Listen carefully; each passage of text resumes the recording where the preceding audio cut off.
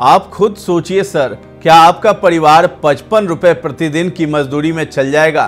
क्या 55 रुपए में 2 टाइम का भोजन मिलेगा? क्या 55 रुपए में हम अपने बच्चों के लिए कुछ खरीद सकते हैं? क्या 55 रुपए रोजाना हमारी मजदूरी ठीक है? हम लोग भी हाड़ मांस से बने इंसान हैं। स्कूल में खाना बनाते हैं, बच्चों को खिलाकर संतुष्ट करते हैं, बच्चों के चेहरे को देखकर धुआं, धूल और गर्मी झेलते हुए खाना बनाते हैं।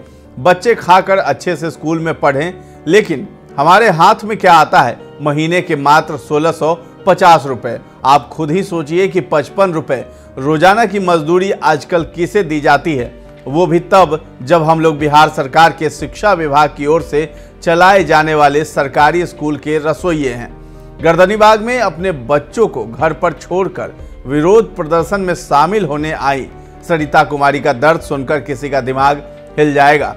सरिता, विभा और शांति के अलावा लाखों ऐसी महिलाएं हैं जो बिहार के स्कूलों में रसोइये का काम करती हैं। इन्हें मानदेय के रूप में मात्र 1650 रुपए महीने का भुगतान किया जाता है। इन रसोइयों को 55 रुपए प्रतिदिन के हिसाब से मात्र 1650 रुपए महीने का भुगतान मिलता है।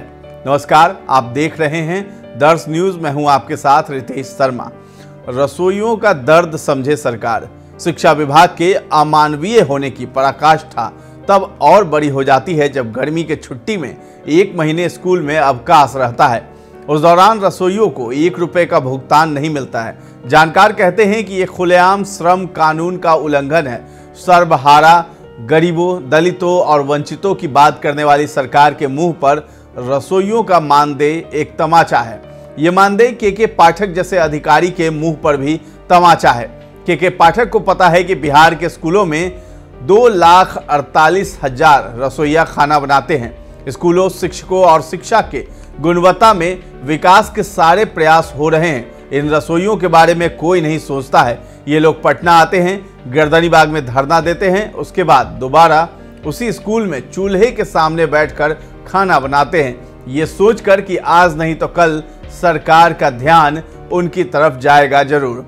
लोग अपना वेतन खातिर आए हैं। वेतन खातिर आई हैं। कब आई थी? हाँ, कब आई हैं आप लोग? अब 3 दिन भए गेलै बिना अन्न बिना पानी के मरै छी। बिना अन्न बिना पानी के मरै छियै। यहीं पे सो रही हैं रोडे पे?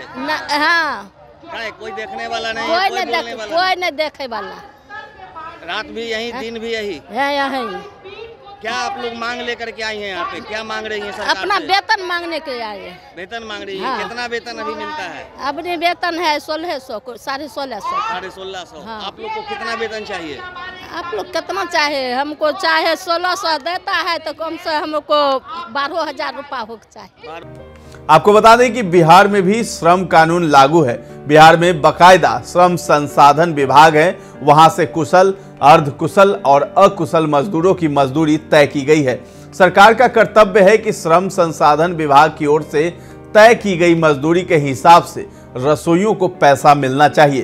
बिहार सरकार का शिक्षा विभाग ऐसा नहीं करता है। यह पूरी तरह से अमानवीय है।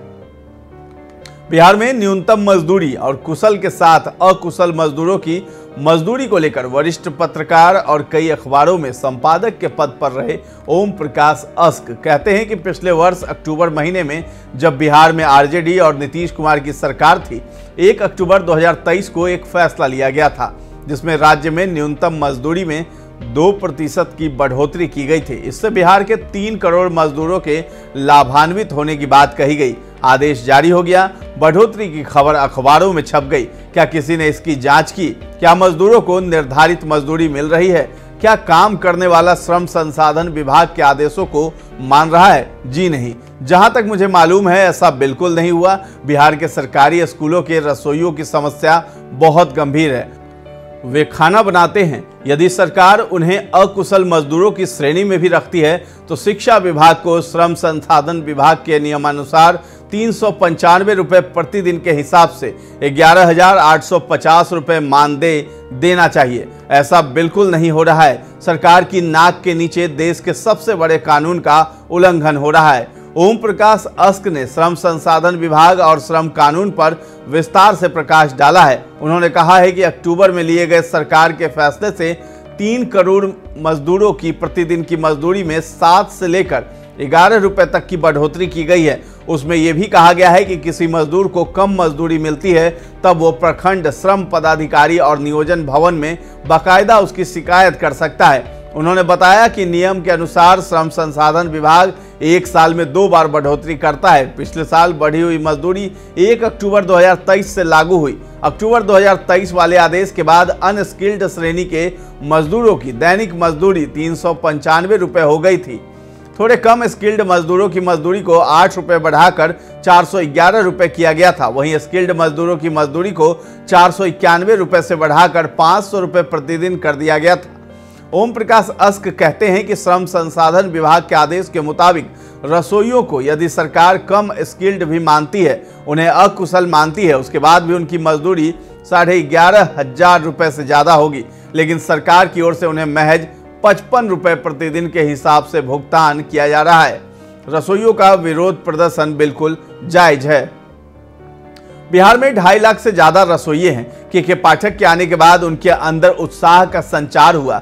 उन्हें लगा कि उनके भी दिन फिरने वाले हैं, लेकिन ऐसा नहीं हुआ। के पाठक अन्य तरह के आदेश तो निकालते हैं, उनकी ओर से अभी तक रसोइयों पर कोई ध्यान नहीं दिया गया है। मिड डे मील वर्कर रसोइया संयुक्त संघर्ष समिति की ओर से गर्दनीबाग में 3 दिनों से धरना दिया जा रहा है। संगठन के नेताओं का कहना है कि सरकार रसोइयों के साथ भेदभाव कर रही है। रसोइया संगठन के नेता विनोद कुमार, गजनफर नवाब, नरेश कुमार की संयुक्त अध्यक्षता में सभा का आयोजन भी किया गया। रसोइया संघ की ओर से तत्काल प्रभाव से मानदेय को 10,000 रुपए करने की मांग की गई। 10 महीने की जगह 12 महीने का मानदेय देने की मांग की गई। अन्य महिला कर्मियों की तरह सभी तरह के अवकाश देने की मांग की गई।